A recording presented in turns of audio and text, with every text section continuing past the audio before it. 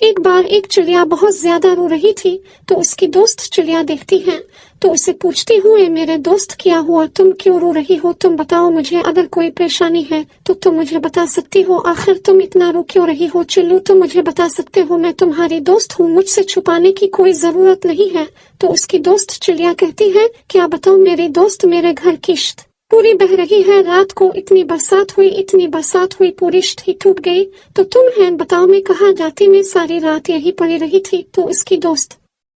کہتی ہے، تم فکر مت کرو، میں کوئی انتظام کرتی ہوں، تم پریشان مت ہو، میں تمہارے ساتھ ہوں، آخر ایک دوست ہے دوسرے دوست کے کام آتا ہے، مجھے پتا ہے تم میری سچی اور اچھی دوست ہو اور تم میری مدد بھی کرو گی، مگر یہ تو بتاؤ کہ تم میری مدد آخر کرو گے کیسے؟ تو دوست کہتی ہے، میں ایک ایسی جادوئی جگہ کو جانتی ہوں جو سچے دل کے لوگوں کی مدد کرتی ہے، میں تمہیں وہاں لے جاؤں گی اور تم اسے اپنے دل کی بات کہنا، مگر تمہارا دل سچا ہونا چاہیے اور تمہارے دل میں اور کوئی لالچ نہیں ہونی چاہیے۔ تو دوست کہتی ہے، ہاں میں صرف وہی مانگوں گی جس کی مجھ کو ضرورت ہے اور میں سچے دل سے مانگوں گی کیونکہ مجھے اس کی ضرورت ہے، اور تم سے پہلے میں نے ایک اور دوست کی مدد کی تھی مگر وہ بہت لالچی تھی اور اس کی لالچ میں جو کچھ اس نے مانگا تھا وہ ایک ہی دن میں سب غائب ہو گیا اور وہ راستے پر آ گئی۔ تم ایسی غلطی مت کرنا، نہیں میرے پیارے دوست، میں ایسی غلطی نہیں کروں گی، کبھی بھی نہیں کروں گی میرے پیارے دوست، اگر تم میری مدد کرو گی تو میں زندگی بھر تمہارا شکر ادا کرتی رہوں گی۔ ارے میں کون ہوتی ہوں تمہاری مدد کرنے والے، بس یہ تو اللہ کا ہی حکم ہوگا جو مجھے تمہارے پاس بھیجا ہوگا۔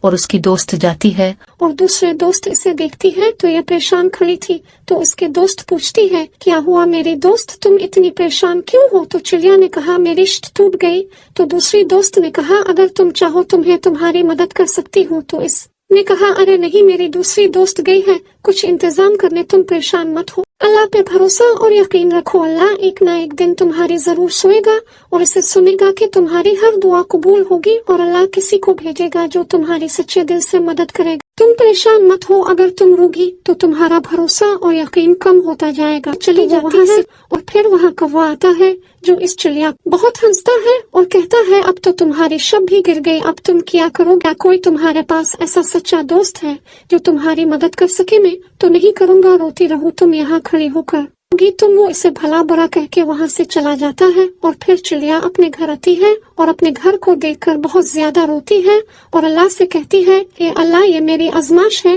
تم ہی کچھ میری مدد کرو۔ اور پھر اس کی وہی چڑیا دوست آتی ہے اور کہتی ہے، اے میری دوست چلو میں نے کچھ انتظام کر لیا ہے، تم چلو میرے ساتھ، اللہ بہتر کرے گا، تم رو مت۔ تو اس کی دوست ایک جادوئی درخت کے پاس لے جاتی ہے اور وہ چڑیا اسے سب کچھ بتاتی ہے اپنے دوست کے بارے میں، اور اس کی دوست روتے ہوئے اس جادو الف سے کہتی ہے، ایک جادو پہ تم مجھے ایک ایسا گھر دو جو رہنے کے لائق ہو۔ دو پیڑ کہتا ہے، مجھے تم اچھے دل کی چڑیا لگ رہی ہو، تم نے فل فوٹ پیسے مانگنے کی بجائے ایک سادہ سا گھر مانگا، تو میں تمہیں ایک گھر دے دیتی ہوں، مگر اگر تمہارے دل میں لالچ آئی تو وہ گھر غائب ہو جائے گا۔ تو چڑیا تو اچھے دل کی تھی، کبھی اس کے دل میں لالچ الف ہی نہیں سکتا تھا، سو وہ گھر ہمیشہ اس کے پاس رہتا ہے اور کبھی کبھی اس کی دوست بھی اس سے ملنے آتی ہے۔ اللہ ایسا سچا دوست ہر کسی کو دے، اور یہ ایک طرف سے اللہ کا بنایا ہوا سچا رشتہ ہے جو دل سے بنتا ہے۔ آپ کو میری کہانیاں اچھی لگتی ہے تو پلیز لائک، شیئر اور سبسکرائب ضرور کیا کریں اور کمنٹ میں ضرور بتائیں کہ ایسا دوست کس کس کے پاس ہے۔